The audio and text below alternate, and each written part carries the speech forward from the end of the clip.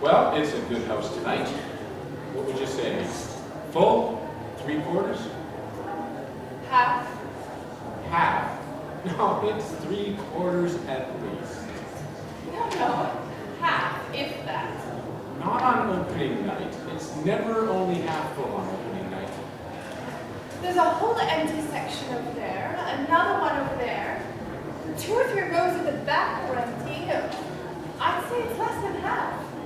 Less than half? No, look. There are no seats left over there. This section here is full, and they're still coming in. Where? Up there, at the back. Richard, those are ushers.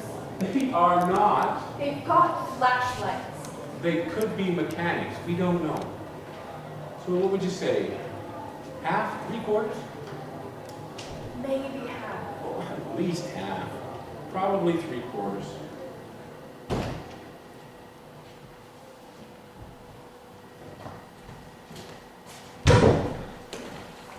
Now the varnish is where we do most of our trade. We have the high gloss, semi-gloss. Did I give you my card?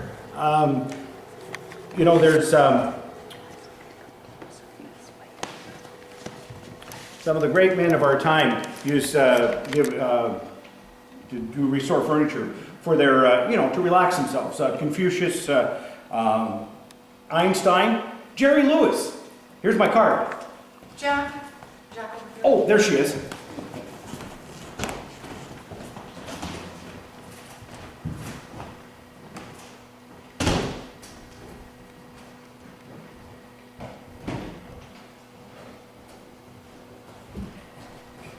Boy, we're not going to miss a whole lot from here, are we?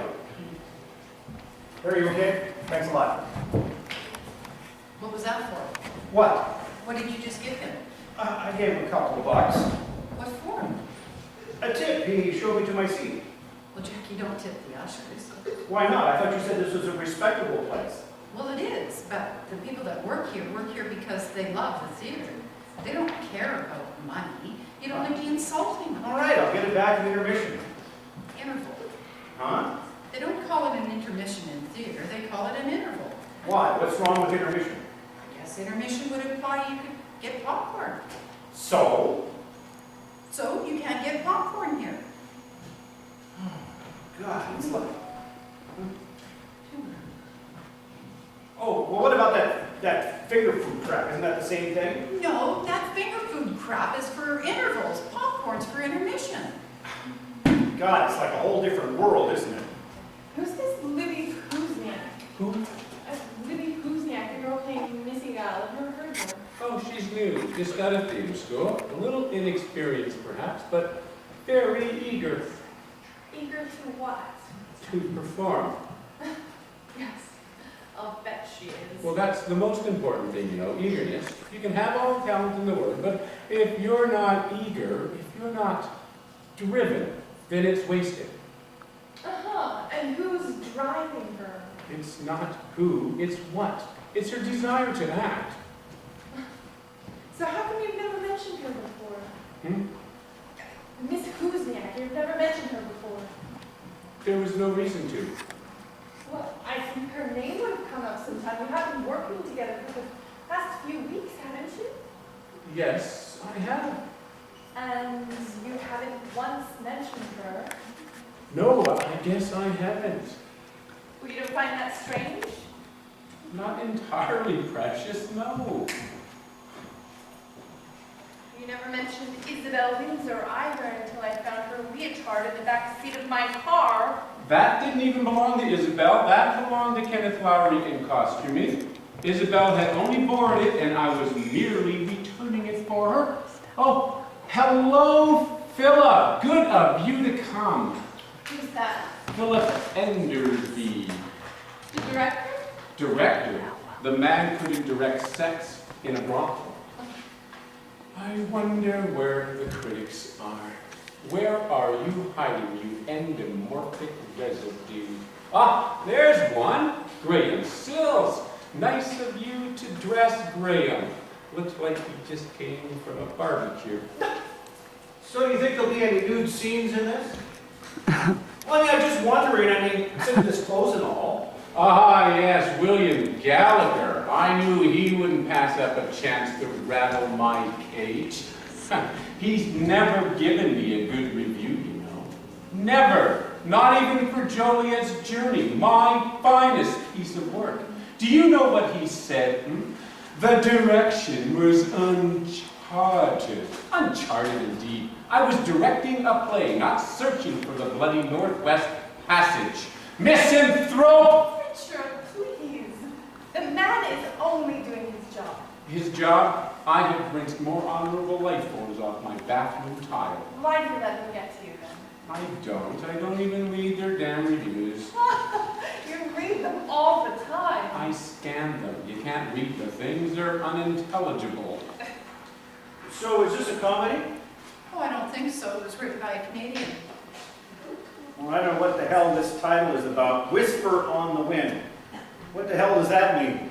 Well, titles don't mean anything. Most of the time they've got nothing to do with the show at all. The writers just use them because they sound nice. What was that Hamlet about? A man named Hamlet. So how old is she? Who? Who's the actor? She's not a tart, and I don't know how old she is. You must have read her resume, didn't you? I did sometime, yes, I suppose. Yes. Well, I don't know, 21, 22. she looks a lot younger than that in her picture. They all look younger in their picture. Well, it's deceiving, isn't it? Well, that's the idea, I suppose. I don't think that's right. Fine.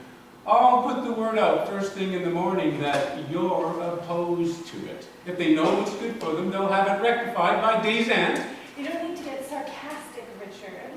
You know, all I'm saying is that these people shouldn't have to stoop to deception to get work. Love, they are not stooping. Reclining on occasion, yes, but never stooping. What are you doing? What?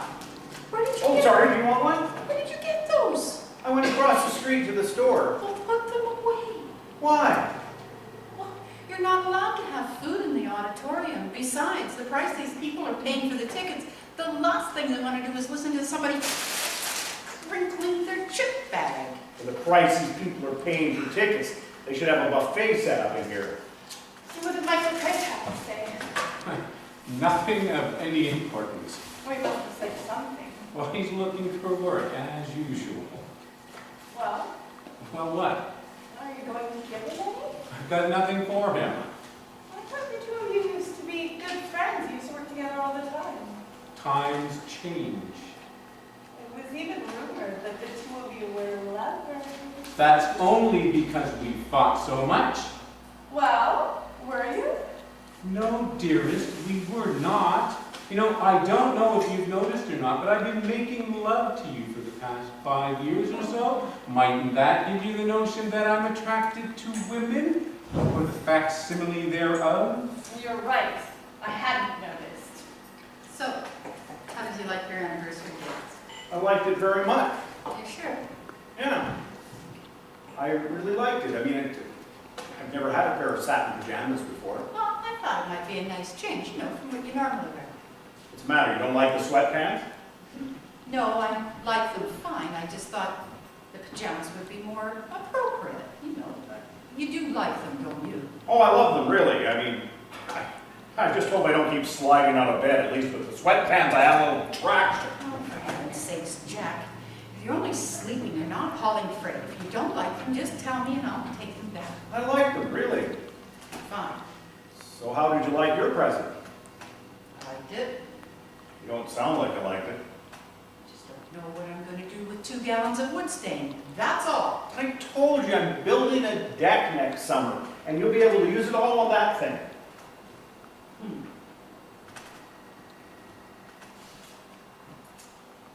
Oh, look, it started.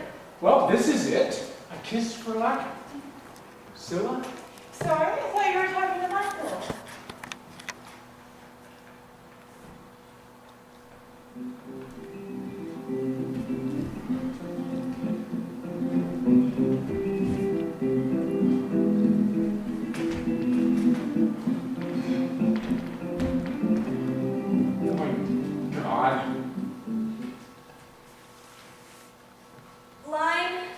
days and nights.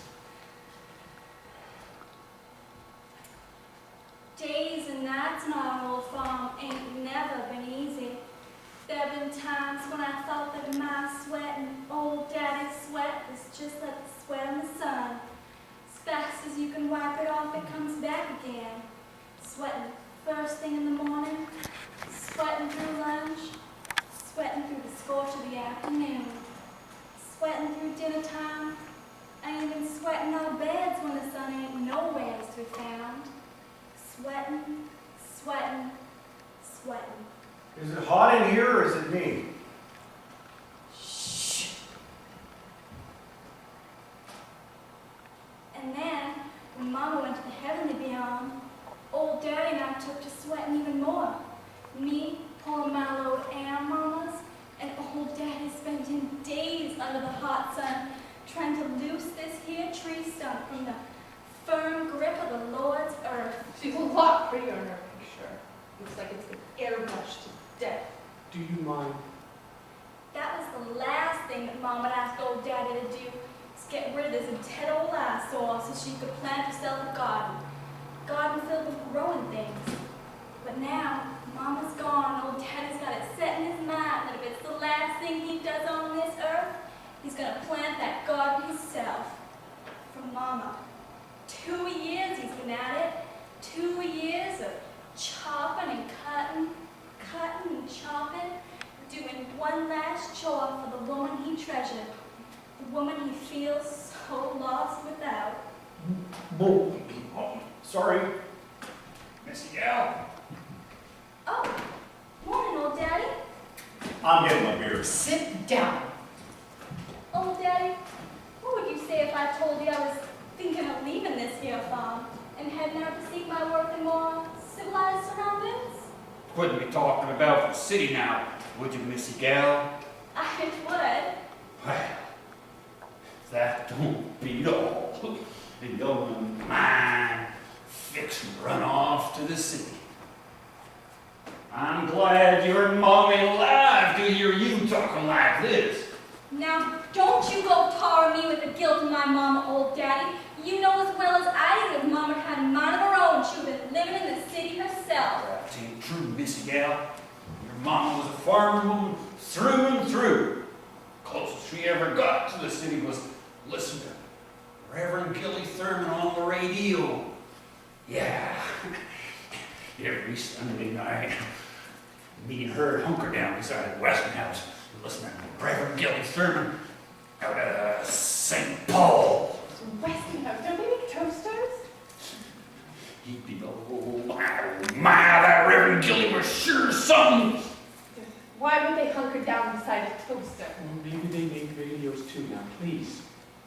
He'd be all full of brimstone about the evils of city living, telling us we was better off where he was, doing the Lord's work on the Lord's land.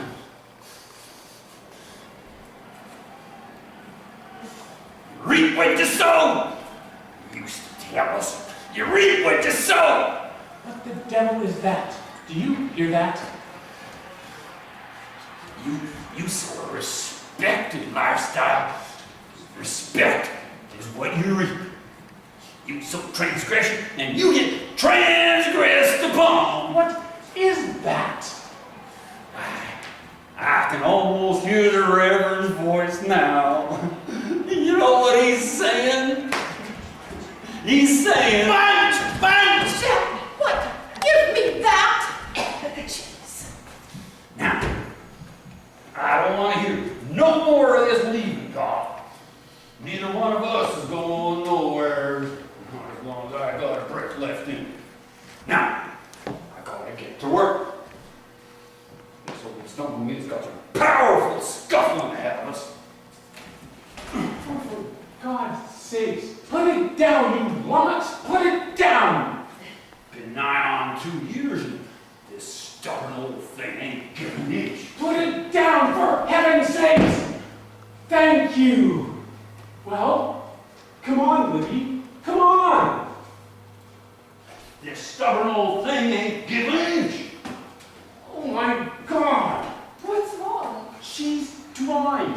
What? Dried, gone up, forgotten her stupid line. Good God, how could she do this? Well, at least she's eager. That's the most important thing, right? What's happening? I don't know. Is this the interval? I don't think so. It just started. Will you give her her line, Clayton? Clayton, give her. No more stubborn than you, old daddy. Liddy, no more stubborn than you. I don't think she can hear you. Well, of course she can't hear me. She's in a bloody trance. Wake up, you slut! Clayton, Clayton, give her a whack. Well, maybe this is the interval. That was painless enough. Where are you going? Sit down. Was that the director? Yeah, I think he's waving at us. Well, hi. Sit down. Let's go over and say hello. Oh, do we have Oh, to? come on, just have to say hello. Sit down! Stand up! Sit down! More stubborn than you, old daddy. Oh, thank you, God. Beg your pardon, did you say something? Oh, her. Oh, that's it. I shall have to kill the both of them. Richard. No, I'm going to kill them and then the accountant. I'm coming over there. You're next. Stop! What did he say? I think he said he's coming over. Oh, you see, we did make an impression on him.